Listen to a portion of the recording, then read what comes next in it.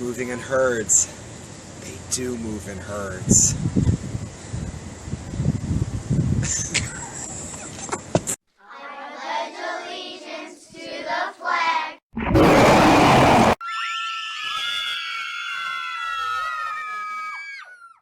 Hey there, YouTubers. I'm Justin. And I'm David. And you're watching Monster Nation. This episode, the year in review. We'll be talking about some of our favorite moments in the horror genre and also some of our favorite episodes. So let's dive right into it. David, what was one of your favorite films of the year? Well, I had a lot of fun this year with a lot of independent stuff, actually. So I have to say that you were with me along for the ride when we went to go see Final Girls. Final Girls, so awesome. Yes, it was a lot of fun. And I have to say, it's even more fun with beer and when you're in a bar. And Exactly. I have to say, I enjoyed it a lot more than I thought I was. I was not expecting it to be as much of a thrill ride as it turned out to be. So, it wasn't so much gore, I think it was only PG-13, but it was a lot of fun. So, you got to see a lot of kick-ass ladies and a lot of homage to great 80s movies. So it was surprisingly heartfelt too. It had a lot of emotional core to it. The acting was really good by Taissa Farmiga and Malin Ackerman, who I honestly have had mixed feelings about, but she was quite good in this movie. Right, and it was good to see some horror movie, mainstays. Like you said, Taissa Farmiga. Is there life on Mars? So Justin, tell us a little bit about what you like this year in horror. Well, speaking of American Horror Story, this was, I think, a great year for the show. Going all the way back to January, Freak Show wrapped up, which I know you've recently caught up with and enjoyed. Freak Show was, I had mixed feelings about it. I think it was a little too, it was like they were trying to go back to basics, but it was a little too, I don't know, just too samey throughout a lot of the show, so it wasn't the greatest season, but I did think that it had one of the most satisfying finales that the show's ever had. I have one phrase for Freak Show, and that is Jessica Lange is their life on Mars. Download it immediately. She does a great job. Oh yeah, all her songs. Actually, I'm still upset that we didn't get her cover of Heroes from the finale, because that was one of my favorite performances that she did. But yeah, that show wrapped up really, really well. And then the new season, Hotel, it wasn't until the Halloween episodes that I really got into it, but then it just really caught steam. I think Lady Gaga does a surprisingly good job as her character. And it doesn't surprise me. She wears raw meat, right? Yeah. And no, horror is a total natural for her.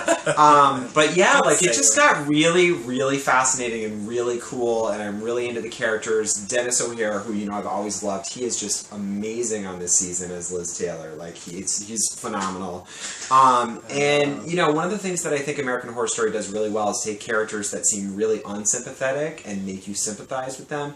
They did it with Jessica Lange, especially in Asylum, and they managed to do it with Lady Gaga, because, one episode she does something just absolutely horrible to poor Liz Taylor, where I was like, die, you bitch! And then the very next episode, they show you her whole origin story, which was, a really great, homage to old Hollywood, and, silent films, and Rudolph Valentino, and the director of Nosferatu, F.W. Murnau, just, really cool stuff. And I actually found myself sympathizing with her, so I think that show just continues to be amazing. And one more thing I'll say about that is Lily Robb as Eileen Wuornos in the Halloween episode was amazing. I think she's going to get an Emmy nomination for Best Guest Star, and she was incredible. Well, here's hoping, because I loved her work on Asylum. The way she ended up being the demon-possessed nun, I have to say, I really kind of felt like she stole the show in some respects. I got to meet Dennis O'Hare for the second time, who's at Monster Mania this summer, and I congratulate him on his Emmy nomination for Freak Show. You guys are old friends now, huh?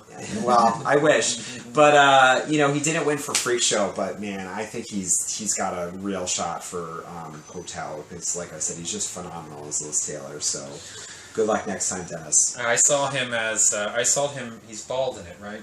Yes. So I've seen stills, so, it that breakdown is going well. It looks like quite a performance, so. In a little bit. Right. Okay. So you say, careful. Oh, let me turn this off. Say, careful. This is the moment when the supposedly dead killer comes back for one last scare. Okay.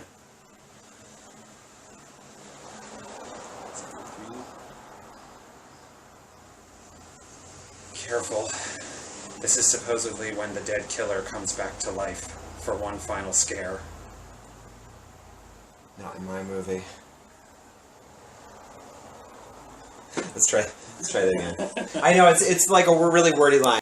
So despite all the fun that was to be had this year in horror, not only with Monster Nation and in theaters, there was also some sad moments along the way, and unfortunately we lost a horror heavyweight this year, and that was our dearly... Wes Craven. Yes. Love this tribute cover, by the way, of Horror Hound. I thought that was a great image. And we loved many of his films.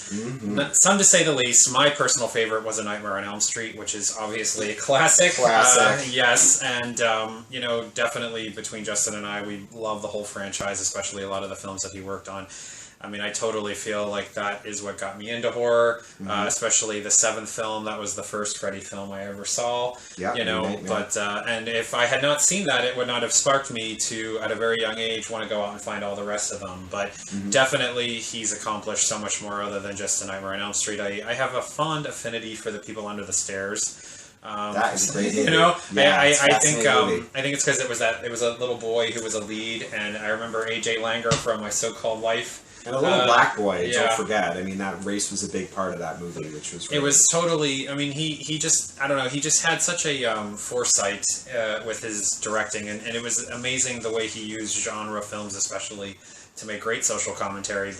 But I mean, aside from not only having social awareness and social commentary in his films, just the imagination, you know, the way that he was able to create suspense. But I mean... You know, Freddy aside, obviously that was his Frankenstein monster, but I remember this really, just this sense of suspense with, you know, a house where you could crawl through the walls, and there were kids under, you know, there were just these forgotten children that were under the stairs, and, you know, that little boy was so resourceful, too. I mean, he was clever the way he kept outsmarting all those bad guys. So, you know, I know that, you know, that might not have been as extreme as some of his other movies, but, you know, I obviously, you know, can't really...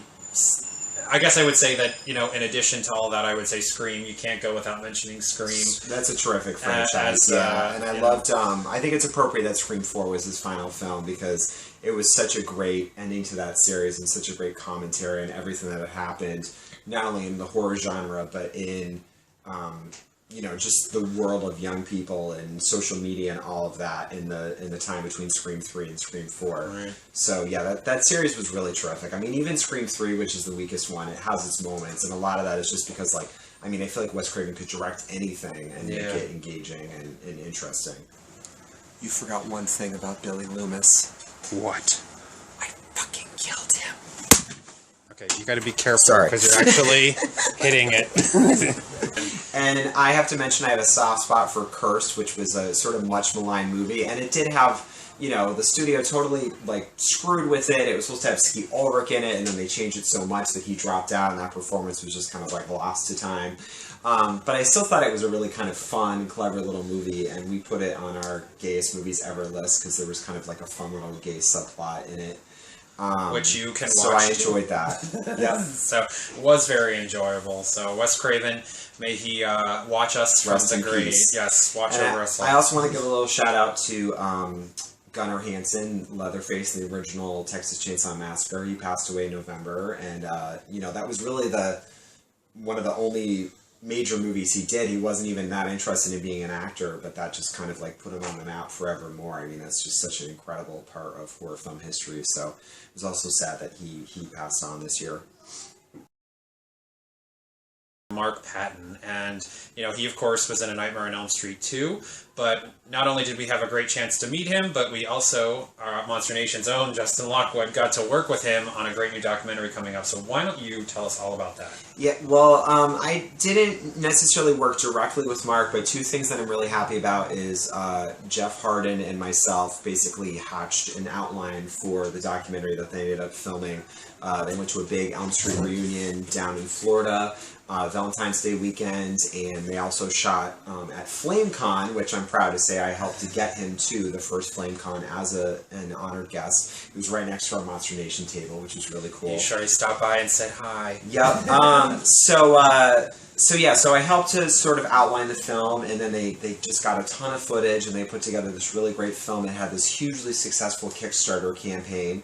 And one of the most fun things we got to do was this summer they had a promotional event for the Kickstarter at Rock Bar in New York City.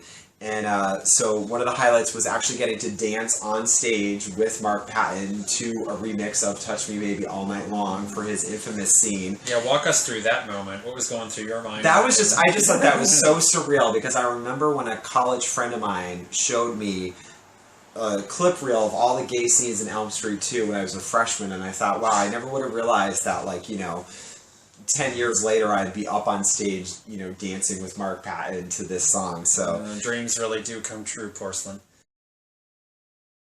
Ryan Murphy's new show, Scream Queens. I was really surprised by how well that show worked and how much I liked it. I know. It could have, the balance could have been all off. It could have been too self-indulgent, but I think it was just the right sort of tone they had. And actually, Jamie Lee Curtis, I don't know if you know this, I just learned, was nominated for a Golden Globe for her part in the show. So congratulations, Jamie Lee. Thank you. Awesome. Yes, thank you for still entertaining us after all of these years in a genre that you helped define. Absolutely. So, well, Ryan Murphy told her, if you're not on the show, I'm not doing the show. So that's how sort of key she was to it. Now, I'm not as far along on it as you are, but hearing you talk about it gets me actually pretty excited, because I wasn't really sure what to expect of it when I first heard about it.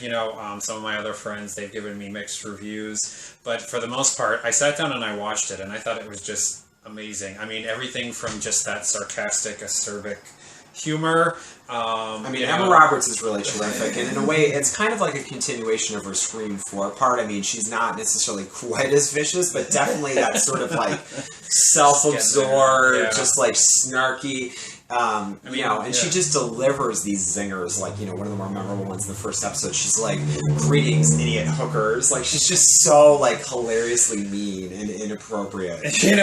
What's kind of interesting is that, the show has a lot of great staples, like we were talking about Jamie Lee Curtis and Emma Roberts, and even that little girl from Little Miss Sunshine, isn't it? Abigail Breslin. Right. Yeah, and actually, she was in Maggie this year, which was a really interesting zombie film co-starring Arnold Schwarzenegger. Which we will be talking about later in the episode as well, too.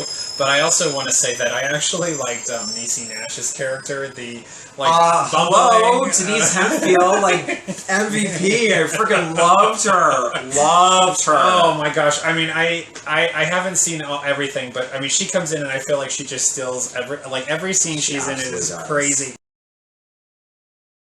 Glad you talked about Niecy Nash, because if you didn't, I would have. I have to give props to Glenn Powell, who plays Chad Radwell. His ability to deliver the most completely absurd lines with just utter conviction. It's fantastic. He was so funny. People were actually saying, if Scream Queens doesn't get picked up, we need to have a web series that's just about him, because he's just so funny. So yeah, they have a lot of really great performances on that show. And, in a way, it is sort of it's kind of like a spiritual kind of cousin of Scream, because, the first episode where Ariana Grande is texting back and forth with the killer, I'm gonna kill you now. What? No! It's such a great lampoon of, contemporary youth culture, while also kind of, totally harkening back to, teen slashers and Heathers. So. Yeah, and if we're talking about contemporary, how did you feel about the Taylor Swift girl? Taylor Swift, so inappropriate, but oh my god! Also, and I don't know if you got to the Halloween episode yet, but there's a little sort of homage to the way that Taylor Swift interacts with her fans. Chanel has Chanel-oween, and that's her chance to kind of reach out to her fans, who of course she has very condescending attitudes. Right? Towards, I think I did see that. She sends them all really terrible. She gifts. sent me a box of blood. Alright, so moving on, we had a lot of fun also because Justin here got to go to the Tribeca Film Festival. Yeah, this is my third year covering the festival. It's always a really great experience. This year was kind of its return to actually being in Tribeca. A lot of the films were in the theater directly across from the Freedom Tower. So what were some of the highlights of the film festival? What stuck out to you? Horror highlights, there's a really great film called Emily, which I believe is going to have a smaller VOD release this coming year, and that's definitely one to look out for. It's a really fascinating concept. It's a babysitter who at first she seems kind of like the most fun babysitter ever and what she's letting the kids do and get away with, but her behavior just gets increasingly bizarre, and to say anything else would be to spoil it, but it's a just very original, different, cool film. And actually, one thing I want to mention is that the closing credits have this really spooky cover of One Way or Another. That's like that's extremely always memorable. fun, The Blondie song, yeah. So that was one of the horror films. I also covered the premiere of Maggie, starring Arnold Schwarzenegger and, as I mentioned, Abigail Breslin. That I thought was a really underrated film. It's not an action movie. It's a zombie movie that's actually more of a drama, and I thought that it was very well done, you know, understated, a lot of like kind of blue, gray tone lighting. I was gonna say, what is Arnold Schwarzenegger like in a dramatic role? I mean, when he's not blowing stuff up or walking around naked as a Terminator. You know, I thought he really did the best that he could have done. I mean, he was decent. You know, he wasn't a great actor, but I was sort of impressed that my two favorite credits of any movies at Tribeca were Security Detail for Kristen Stewart, which was for a movie that Kristen Stewart was in, and then Drama Coach for Mr. Schwarzenegger, which was the actual credit for Maggie, because yeah, this role required him to stretch a lot more. Another fun thing I want to mention is that one of the reviews said that they were very amused by the fact that the movie opens with Arnold Schwarzenegger in a truck listening to NPR, because, you know, his politics and NPR are pretty much polar opposites, so I thought that was funny that somebody pointed that out. Yeah. You yourself worked on an independent horror film this past year, isn't that I right? did. I mean, I have to say, making movies is almost like a real horror movie in the sense that it's hard. It's hard work. I have to say, it is very hard work. So, you know, it was a real first-hand experience to see what it's like to do filmmaking of any kind. For me, it was a lot of carrying lights and sandbags, but we made it work. And what was the film? Well, the film was called Darling, and I had a chance to work on it last year.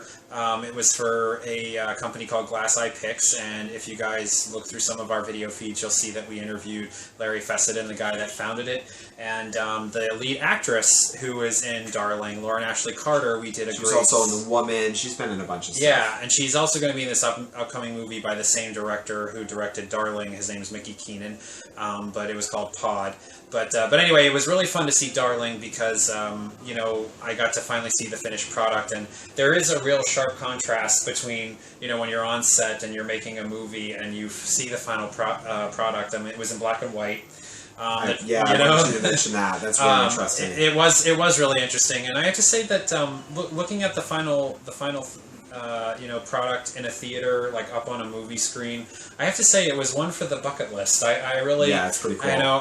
It was also really fun to meet Sean Young from Blade Runner, and you know, the woman who would be Vicky Vale and would be Catwoman, and and all those great episodes. I think of All My Children that she was in. But needless to say, it was very fun to meet her and just to be part of a movie set. But it was really cool.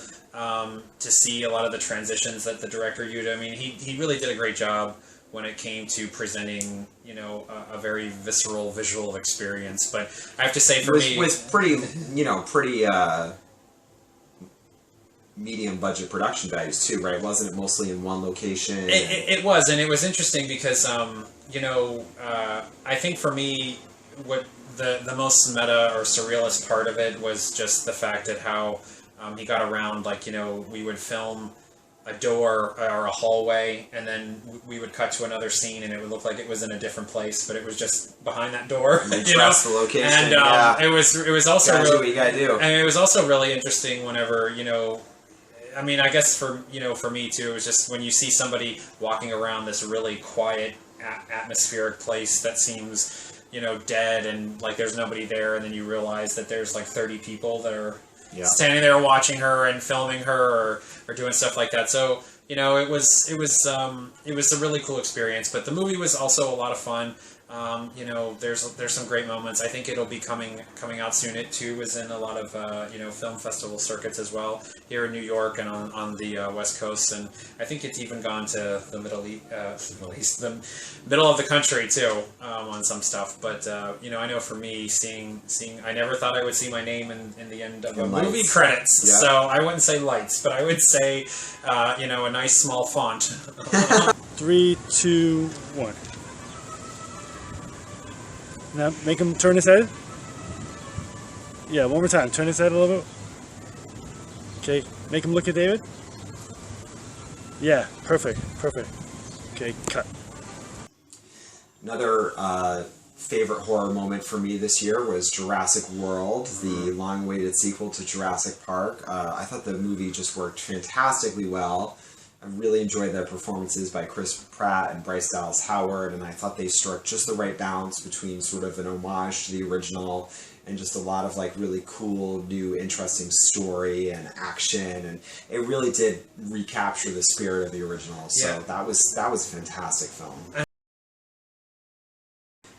And part of the fun for me of Jurassic World was that we did the Jurassic Park episode about that movie and the originals, and I had so much fun making that. That's my favorite episode we've ever done. I recommend you watch it. I think you'll really, really enjoy it. And I can now exclusively reveal, you know, the very cinematic reenactments that we did, that you probably thought that we, you know, actually had some of the Stan Winston animatronics, or we had some of the ILM digital effects. It was actually this toy that was in the scene of the Indominus Rex. I know it looks really realistic on camera, I know, so I think I probably just blew your mind, but it was actually just a toy next to a tree outside my apartment. So that was my favorite episode. What was your favorite episode this year? You know, I have a couple of them. I mean, looking back on a lot of the things that we accomplished, I have to say I liked a lot of the interviews that we got a chance to do, and I have to say that there was one guy in particular that really stuck out to me that I liked, and that was Rick Mortis. And that guy, I mean, he just was so cool. I mean, he, you know, definitely check out our playlist if you want to see who I'm talking about. I think what I liked about him is that he was so multifaceted. I love the fact that he not only, like, he does tattoos that he named after, you know, a horror movie. It's called The House of a Thousand Tattoos, taken from, you know, The House of a Thousand Corpses. But, you know, aside from that, I mean, like, he makes customized Ouija boards. I mean, it's just, he looks like such a rock star. He's got this giant long beard, wears a cowboy hat. But what I just think really makes him even that much cooler is that he takes vintage toys from the 80s or like Disney statuettes, and he basically repaints them or ceramics them into almost looking zombified, or, you know, very gothic, and just cool. I mean, I honestly feel like I could go into his store and see Annabelle and just kind of fall into some sort of mixture between Annabelle and the Neverending Story. So I really think that our Clinton Hill Haunted House episode was really good. Going to mention that. So I'll let you go ahead and talk about it, because it was a real collaborative I have effort. to say, in 2014, David did a shit ton of work on that episode. He interviewed so many people and got so much footage, and it took a long time to whittle it down into that, you know, little brief episode. I mean, I did editing, but he was really, you know, all over that show the previous year. Thank you. And I was glad I was able to put that up shortly before, again, starring in this year's production. And I just want to mention that was really fun, because it was a riff on Alice in Wonderland. It was called Malice in Underland. I played one of the Queen of Hearts guards, but I also was responsible with my fellow soldiers for, you know, switching around sets and bringing things out. So that was really, really fun to experience. And it was also, I realized, a really great year to do that story, because it was actually Thanksgiving Day this year that marked the 150th anniversary of the original Alice in Wonderland. So it was a fitting tribute. But Jana the Halloween Queen and her crew of, you know, merry mischief makers are still going strong. So I'm really glad I was able to be part of that once again. Yeah, I mean, and I think for me too, coming from it, is I don't want to say that I'm like this, you know, Spielbergian filmmaker or anything, but I just have to say that it was a real learning experience for me too, just to be in the thick of something that involves so many people, not just to make the production, but then when you look at the audience and the people that showed up to just see, you know, I mean, it literally looked like a concert in the middle of this little neighborhood. The whole street is just full of people, and, you know, it's just wild. It's the life on Mars. Thank you.